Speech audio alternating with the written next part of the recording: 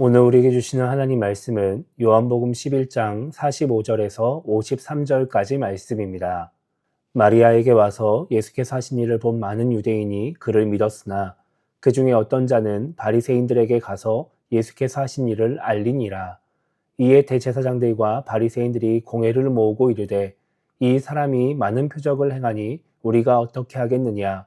만일 그를 이대로 두면 모든 사람이 그를 믿을 것이요 그리고 로마인들이 와서 우리 땅과 민족을 빼앗아가리라 하니 그 중에 한 사람 그 해의 대제사장인 가야바가 그들에게 말하되 너희가 아무것도 알지 못하는도다.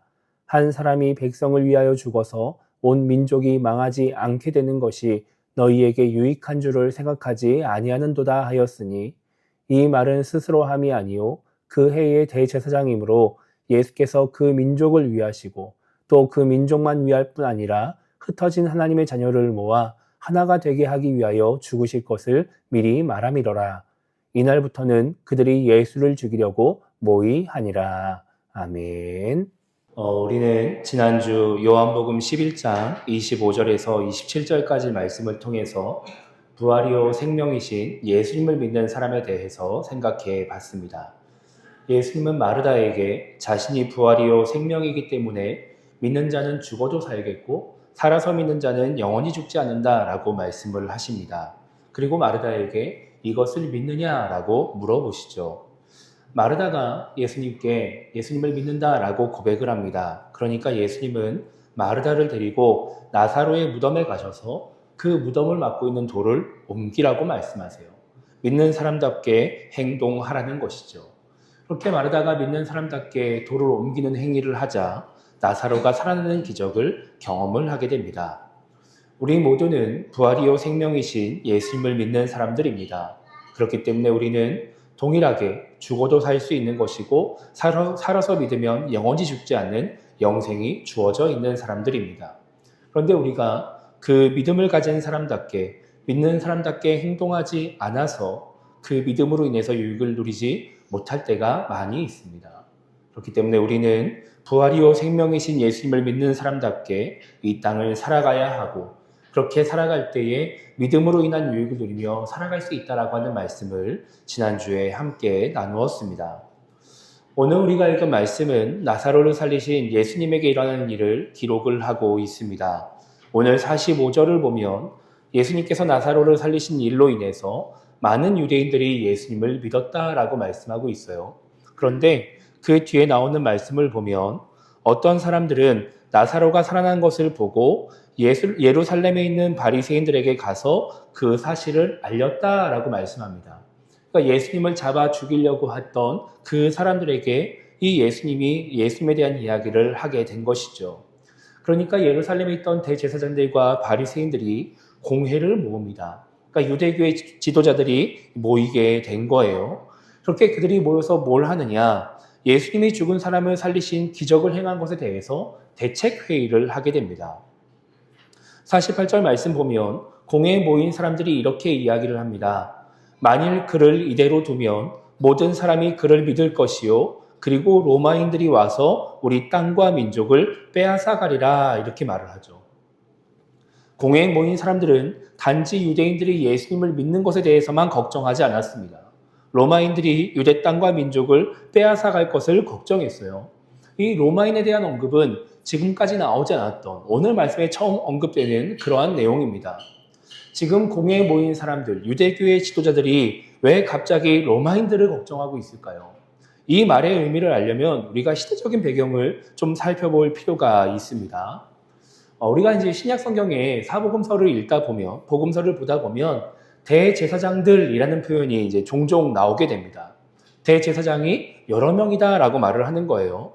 근데 원래 율법에 의하면 대제사장은 한 명입니다. 대제사장이 죽으면 그의 장자가 대제사장직을 이제 물려받게 되는 것이죠. 그러니까 이제 원칙적으로 보면은 대제사장이 2명 이상일 수가 없는 거예요. 그런데 왜 성경에서 대제사장들이라고 말을 하느냐? 그것은 지금 예수님 시대의 대제사장이 율법을 따라서 하나님 말씀대로 세워진 대제사장이 아니기 때문에 그렇습니다. 그러니까 지금 예수님 시대의 대제사장은 율법에 의해서 이제 세워지는 것이 아니라 이 당시 로마의 총독이 임명하는 그런 사람이었습니다. 그러다 보니까 이제 총독이 새로 부임하게 되면 기존의 대제사장을 해임시킬 수도 있는 것이고 다른 사람을 이제 대제사장으로 임명할 수도 있는 것이죠. 그러다 보니까 이 유대교의 공회 안에서 전직 대제사장과 현직 대제사장이 함께 있는 이제 그런 상황들이 이제 펼쳐지게 되는 거예요. 그렇게 이제 대제사장 출신들이 여러 명이 있다 보니까 성경이 그것을 대제사장들이라고 표현을 하고 있는 것이죠. 이렇게 이제 로마 총독이 유대교의 이제 가장 권위 있는 사람, 대제사장을 임명한 이유는 유대교를 장악하기 위해서 그렇습니다. 그러니까 이제 로마 총독이 유대교의 대제사장을 임명을 하면 대제사장이 되고 싶어 하는 사람들, 혹은 유대교 안에서의 유력한 가문에 속해 있는 사람들이 로마에 이제 충성을 하게 되겠죠. 그것을 얻기 위해서 총독의 말을 들으려고 애를 쓰게 되는 거예요. 그러면서 이제 자연스럽게 로마가 이 유대교를 통제를 하게 되는 것이죠. 예전에 이제 말씀드린 대로 유대교라고 하는 종교 자체를 믿지 못하게 만들고 박해하면 뭔가 이 유대인들이 자꾸 반란을 일으키고 문제를 일으키고 하다 보니까 그 유대교를 막는 대신 대제사장을 임명함으로써 이제 통제하는 방법으로 이 유대를 다스리려고 하는 그런 이제 로마의 계획이 있었다라고 하는 겁니다. 그러니까 이제 이 지금의 대제사장들, 예수님 시대의 대제사장들이나 공회 회원들은 다 로마에 충성하면서 로마를 통해서 자신들의 권력을 유지하고 뭔가 이제 이러려고 하는 사람들이 모여있는 곳이다. 이렇게 볼 수 있는 것입니다. 그런데 이제 이 대제사장들, 그리고 이제 공회가 만약에 유대인들을 통제하지 못하게 되면 어떻게 될까요? 그러면 로마 총독이 대제사장을 교체하겠죠. 공회의 사람들을 바꿔버리는 겁니다. 그런 식으로 뭔가 자신들의 권력을 빼앗아갈 수 있다라고 하는 거예요.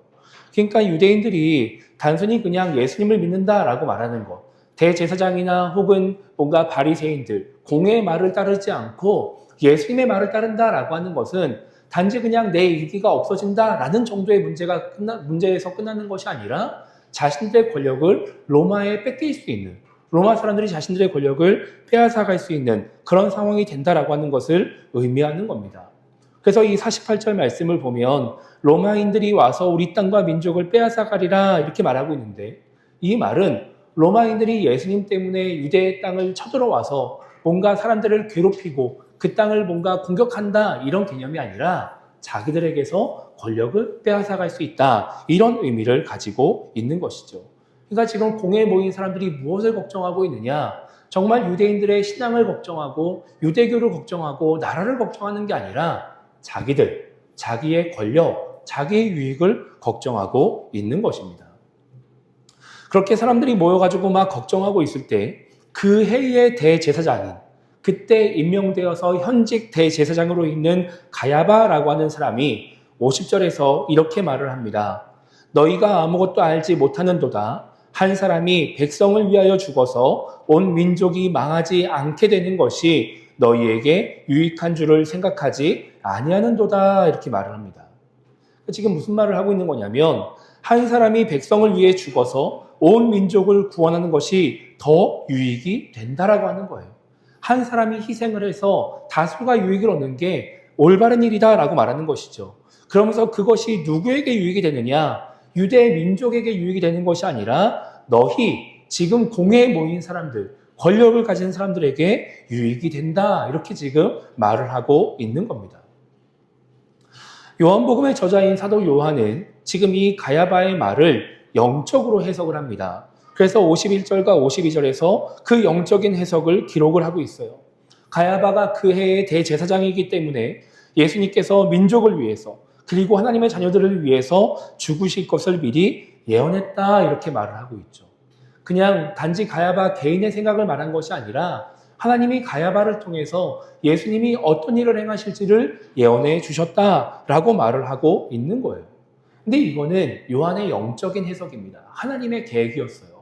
근데 이 말을 하고 자기의 귀로 듣고 있는 가야바도 그리고 공회에 있는 이 사람들도 그렇게 영적으로 이 말을 해석하지 않았습니다. 그냥 이 말을 듣고서 좋은 계획이구나. 자기들에게 유익한 계획이구나. 이런 정도의 생각만 하게 되는 것이죠. 그래서 이 말을 들은 사람들이 무엇을 하느냐? 예수님을 죽이기로 결정을 하고 어떻게 죽일지 모의하기 시작합니다. 이 예수 한 사람을 죽이는 게 우리에게 유익이 되니까 그래, 이 사람을 죽이자라고 이야기를 하게 되는 것이죠. 그래서 공회는 공식적으로 사람들에게 예수를 보면 신고하라고 명령을 내립니다. 이제 예수를 공식적으로 붙잡아서 죽이겠다라고 선포를 하게 되는 것이죠. 그래서 오늘 우리가 읽은 말씀 뒤에 나오는 54절 이하의 말씀에 보면은 예수님은 유대인들을 피해서 광야 가까이에 있는 에브라임이라는 마을로 가서 거기에 머물러 계십니다. 사람들을 피하시는 거예요. 그러고 나서 시간이 흘러서 6월절이 되니까 유대인들이 예수님을 찾기 시작합니다. 성전에서 사람들 사이에서 예수를 찾기 위해서 막 노력을 하는 거예요. 왜냐하면 절기를 지키기 위해서 예루살렘에 올 것이라고 생각하기 때문에, 이 절기에는 이 예수를 붙잡아서 무언가 죽일 수 있다고 생각하기 때문에 그렇게 행동하게 되는 것이죠. 이렇게 오늘 공회에 모인 사람들은 자신들의 권력을 지키기 위해서, 자신들의 유익을 위해서 한 사람을 죽이려고 합니다.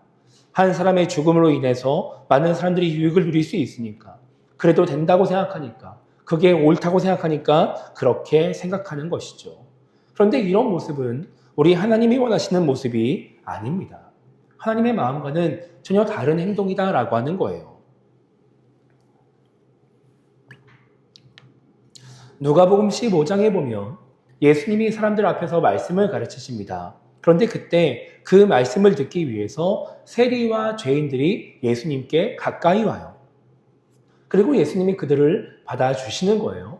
그러니까 그 모습을 보고 있던 바리새인들과 서기관들이 예수님이 죄인들과 어울린다고 수군거리기 시작합니다.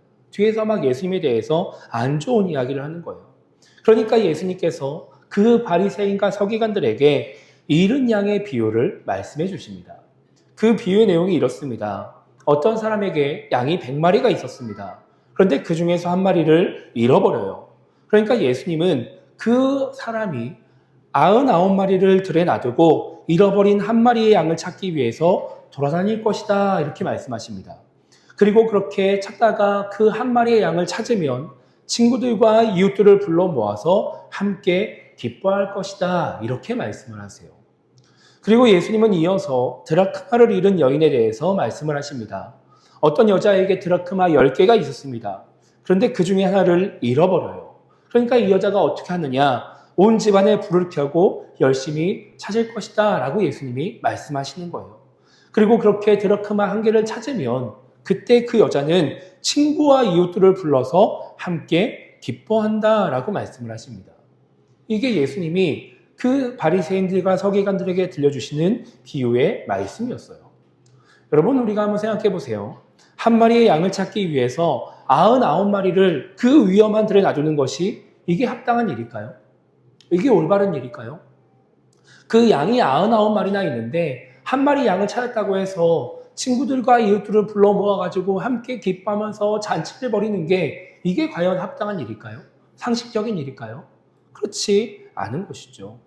여러분, 드라크마도 마찬가지입니다. 이 당시에 드라크마는 동전입니다.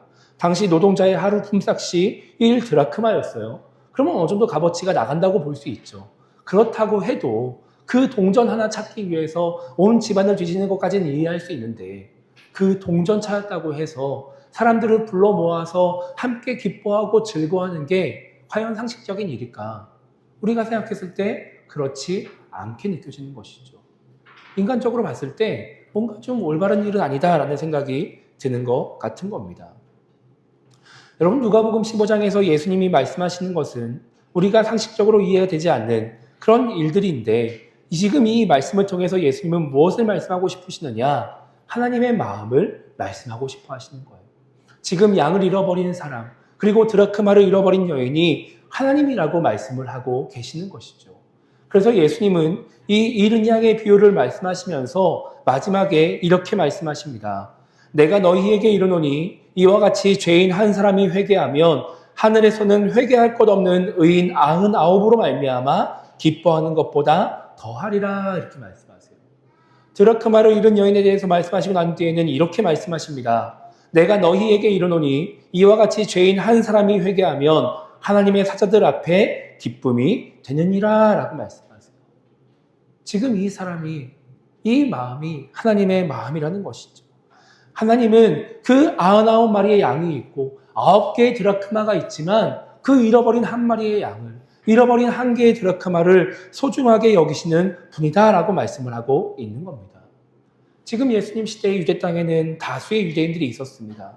하나님의 말씀을 잘 지키면서 율법을 지키고 성전에서 예배하고 기도하고 또 헌금하는 신앙인들이 많이 있었어요. 이 당시의 다수는 그 사람들입니다. 그에 반해서 오늘 예수님의 말씀을 듣기 위해 나온 이 세리와 죄인들은 소수의 사람들인 것이죠. 하나님의 말씀의 관점에서 봤을 때 이들은 율법도 지키지 않는 것이고 헌금도 하지 않는 것이고 뭔가 하나님에게 있어서 아무런 유익도 되지 않는 그런 사람들이었습니다. 그런데 하나님은 그런 사람들, 하나님에게 아무런 유익이 되지 않는 사람들을 가볍게 여기지 않으신다라고 하는 거예요. 다수의 말씀을 잘 듣는 유대인들을 바라보시는 것이 아니라 그 소수의 죄인과 세리들을 하나님은 바라보시면서 그들에게 은혜를 베풀기를 원하고 계신다라고 하는 것이죠. 그래서 예수님이 뭐라고 말씀하세요? 나는 의인을 부르러 온 것이 아니라 죄인을 부르러 왔다라고 말씀하십니다. 그렇게 죄인들을 부르러 와서 그 죄인들과 함께해야, 그 소수의 사람들과 함께해야 그들을 하나님께 인도할 수 있기 때문에 그런 거예요. 그래서 예수님은 그 죄인들을 구원하기 위해 십자가에 달려 죽으신 겁니다. 그것이 바로 하나님의 마음이다라고 하는 것이죠. 다수의 잘 믿는 사람을 향해 가는 것이 아니라 소수의 약한 자들, 죄인들, 어려움을 겪는 자들을 향해 나아가는 것이 하나님의 마음이라고 하는 거예요.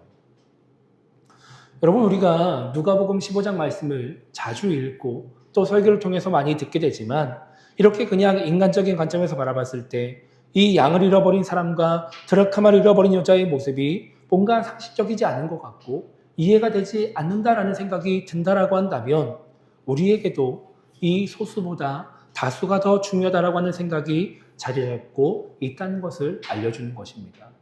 우리 안에도 여전히 다수가 더 중요해 보이고 뭔가 하나님에게 있어서 유익이 되는 사람들이 더 중요해 보이기 때문에 이 소수의 사람들, 뭔가 잃어버린 그 한 마리의 양과 하나의 드라크마를 소중하게 여기지 않는 것이죠. 여러분, 우리는 민주주의 시대를 살아가고 있습니다. 그러니까 우리에게 뭐가 익숙해지냐면 다수결이라고 하는 게 익숙해져요. 다수결이 그리고 옳다고 생각하는 사람들이 점점 많아지고 있습니다. 여러분, 이 다수결이라고 하는 것이 다수의 뜻을 따라서 뭔가 조직이 움직이고 나라가 움직이는 것이 상당히 편리한 일이고 올바른 일이고 합리적인 일이라고 많은 사람들이 생각을 합니다.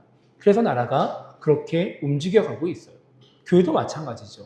이런 방식들이 뭔가 합리적이라고 생각하기 때문에 교회도 민주주의적으로 다수결을 따라서 의사결정을 하게 됩니다. 그러다 보니까 사람들이 자꾸 어디에 관심을 갖느냐? 다수의 관심을 가지며 살아가게 돼요. 뭔가 소수에 있는 사람들, 의사결정에 있어서 큰 영향을 끼치지 못하는 사람들, 그렇게 뭔가 힘이 없는 사람들에게는 관심을 갖지 않게 되는 것이죠.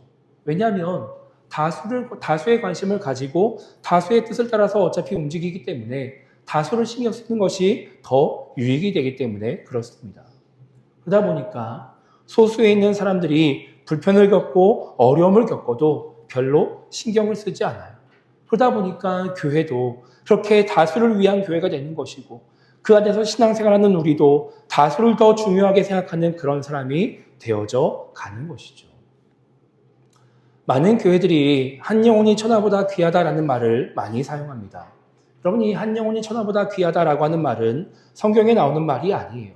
그냥 성경 속에 녹아있는 예수님의 마음을 표현하는 그런 말입니다. 근데 이렇게 한 영혼이 천하보다 귀하기 때문에 뭔가 한 영혼을 살리기 위해서, 한 영혼을 올바른 신앙인으로 세우기 위해서 모든 것을 다 내어줄 수 있는 것처럼, 정말 천하와 같은 그 모든 것을 다 포기할 수 있는 것처럼 이야기를 하지만 막상 그렇게 한 영혼을 위해서 모든 것을 포기하고 모든 것을 내어주는 교회는 거의 없습니다. 그렇게 한 영혼이 귀하다고 말을 해도 그 한 영혼을 위해서 나의 모든 것을 포기하는 신앙인들도 별로 없습니다. 왜냐하면 그들은 다수가 아니기 때문에 그래요. 그 한 사람 없어도 여전히 교회에 나오는 다수의 사람이 있으니까, 그 한 사람이 없어도 여전히 나와 함께하는 수많은 사람들이 있으니까 그 한 영혼을 위해서 굳이 내 모든 것을 포기하려고 하지 않는다라고 하는 것이죠. 여러분, 우리가 효율적이고 합리적으로 교회를 운영하기 위해서는 민주주의 방식을 사용할 수 있습니다. 그러나 그렇다고 해서 교회가 다수만을 위한 공동체가 되면은 안 되는 거예요. 교회 구성원의 대다수를 차지하는 성도를 위해서 교회가 움직이면 교회는 편할 수 있습니다. 수월할 수 있어요. 그런데 그렇게 되면 소수의 위치에 있는 성도들이 신앙생활에 어려움을 겪게 되는 것이죠. 여러분, 교회가 만약에 젊은 사람들이 많이 모이는 교회다. 그래서 젊은 사람들을 위한 교회가 된다라고 한다면 그 소수의 어른들 혹은 소수의 어린 아이들은 소외를 당하고 어려움을 겪을 수밖에 없습니다.